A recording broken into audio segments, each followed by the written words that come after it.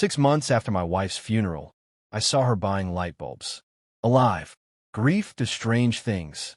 For half a year, I'd been drowning in it, a hollow man in a silent house.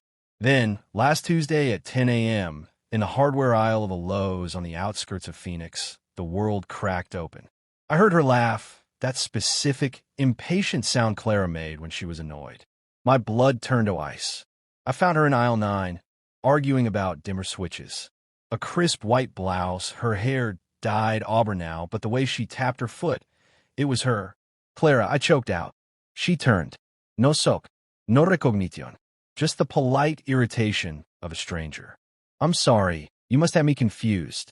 But the small mole beside her left eye, the one she always called a flaw, was there. So was the faint scar across her knuckle from a long-ago kitchen accident. Your hand, I managed. You cut it opening oysters. Her expression iced over. I don't know you. She walked away fast. I followed her out to the parking lot, my heart a drum in my throat. She got into a blue SUV where a man with salt and pepper hair waited. He leaned over and kissed her cheek. The casual intimacy of it stole my breath. I memorized the license plate.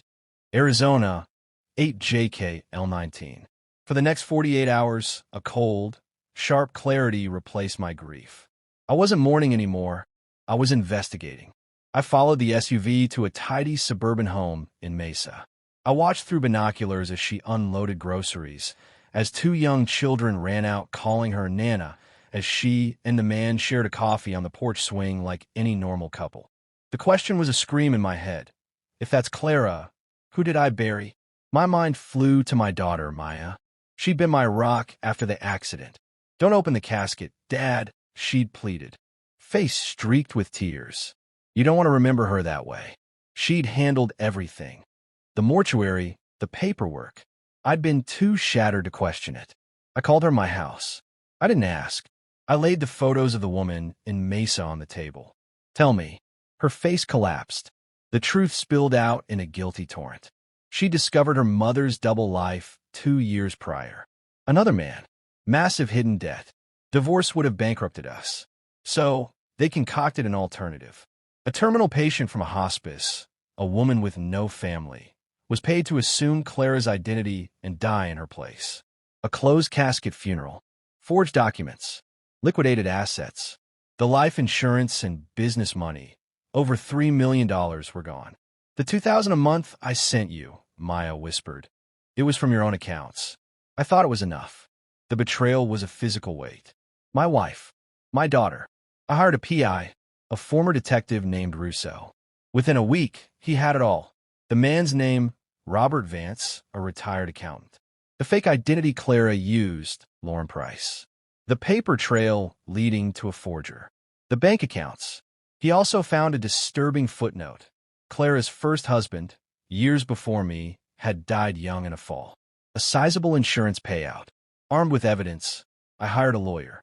Our first move, get Maya's confession on record. I met her, a tiny voice-activated recorder in my pocket. Over a tense lunch, I played the devastated father seeking closure. She confessed again, detailing the entire scheme, her voice thick with remorse. The recorder captured every damning word. The following Sunday, with legal papers in hand, I stood on the porch of the Mesa house. Robert Vance answered. Can I help you? I'm here for my wife, I said. Clara Evans. Clara, now Lauren, appeared behind him. Her face went sheet white. Hello, Clara, I said. Or, do you prefer Lauren? Robert looked between us, bewildered. What is this? Her name is Clara Evans, I said, my voice steady. My wife of 28 years. The woman you know is a ghost. I pointed to her hand. Ask her about the scar from the oyster shell, or the allergy to penicillin she forgot to tell you about. I handed Robert the court documents. Charges for fraud, identity theft, conspiracy, and bigamy. I let the word hang. She's married to us both. Robert stumbled back as if struck. Clara reached for him. Rob, it's not what it looks like. It's exactly what it looks like, I said. She faked her death with the help of our daughter. They stole everything I had. And you? I looked at Robert, seeing not an enemy, but another victim. You should check your life insurance policy. And maybe get your brakes inspected. I left the documents on their wicker table. All your assets are frozen. Warrants are being issued. The life you built is over. As I walked back to my car, I didn't look back. The hollow man was gone. In his place was someone harder, sharper. The fight for what was mine was just beginning, and for the first time in 6 months, I was finally awake. The real funeral for our past started today, and I would be the one to bury it.